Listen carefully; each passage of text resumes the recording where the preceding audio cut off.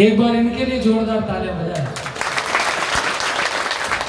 इन्होंने कहा भी है कि मैं यहाँ कॉलेज में पढ़ा था और उसके बाद भी शिक्षा और शिक्षा के साथ साथ समाज की सभ्यता को भी अपनी आत्मा में, अपने दिल में जिंदा रख करके आप सब लोगों के बीच में करें। ये शिक्षा सही मायने में शिक्षा है।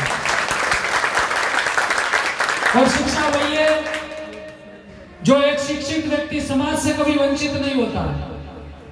एक शिक्षित व्यक्ति समाज को साथ लेकर के चलता है और समाज ही उसके लिए सर्वमान्य होती है। वही शिक्षित व्यक्ति वास्तव में समाज का हिस्सा है और वही व्यक्ति शिक्षा के साथ जुड़ करके समाज के साथ जुड़ता है जिनके संस्कार अच्छे होते हैं। और वो शिक्षा जो संस्कारों से युक्त होती है उसका एक दृश्य हम सब लोगों के सामने। समाज के अंदर बहुत सारे कार्य करने के लिए कष्टों का सामना करना पड़ता है, लेकिन व्यक्ति यदि ठान ले, व्यक्ति यदि अपने मन में एक संकल्प लेकर के आगे बढ़े कि मैं मेरे लिए नहीं समाज के लिए जी करके अपने जीवन को आगे बढ़ाऊंगा, तो सज्जनों निश्चित रूप से समाज एक नए परिदृश्य की ओर चलता है। और ऐसे लोग समाज के बीच में आकर के, क्योंकि एक संत ने एक बात लिखी है, पापी समाज के बीच रहकर के पाप करता है। एक अत्याचारी व्यक्ति समाज के बीच में रहकर के अत्याचार करता है, वो तो दोषी है ही, लेकिन समाज के अंदर वो व्यक्ति भी उतना ही दोषी है। जो उस पाप और अत्याचार को बैठा देखता है वो भी उतना ही दोषी है। समाज में जब भी आवश्यकता पड़े, अच्छे लोगों को कभी चुप नहीं रहना चाहिए। हम अक्सर सुना करते हैं, सभी जगह जाना होता है, संत की कोई जाति नहीं होती है, लेकिन हमारे राजस्थान का एक रिवाज है कि संत कहीं भी जाएगा तो सबसे पहले ये पूछा जाएगा कि बाबूजी जाति की है, बाबूजी की समाज वाले। ये और पूरे भारतवर्ष में कहीं नहीं है, लेकिन वहां ये जो बातें होती है वो ज्यादा होती है।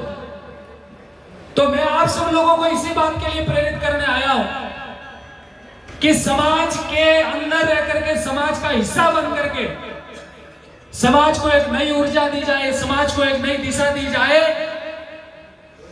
और मैं मेरे लिए नहीं समाज के लिए जीऊं, ऐसा संकल्प लेकर के जो व्यक्ति आगे बढ़ता है उसी का जीना सार्थक होता है। एक गांव था, उस गांव में आग लगी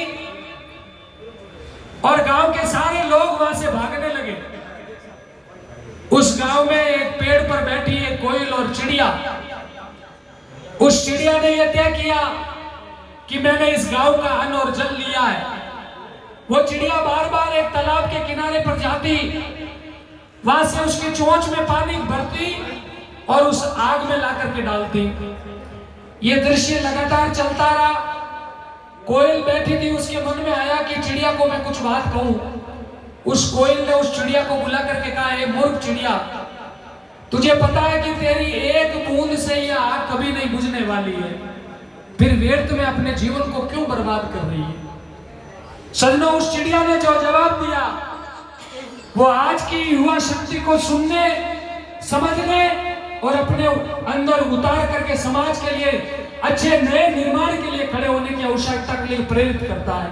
उस चिड़िया ने कहा कि मुझे पता है कि मेरी एक बूंद से यह आग नहीं बुझेगी, मगर जब भी इस गांव का इतिहास लिखा जाएगा तब मेरा भी नाम आएगा कि गांव में आग लगी तो चिड़िया भी बुझा रही थी, और तुम्हारा नाम आएगा कि मैं कोयल बैठी बैठी तमाशा देख रही थी।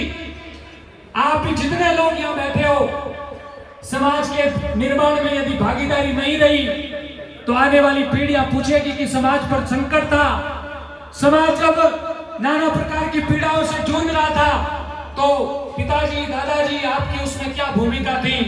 और अब यदि ये तय करके आगे बढ़ोगे तो उस समय अपनी पीढ़ी को कह पाओगे कि समाज पर संकट था, तब मैं सबसे अगली पंक्ति में खड़ा था और कुछ नहीं कर पाए, तो वो बातें हम कह नहीं पाएंगे।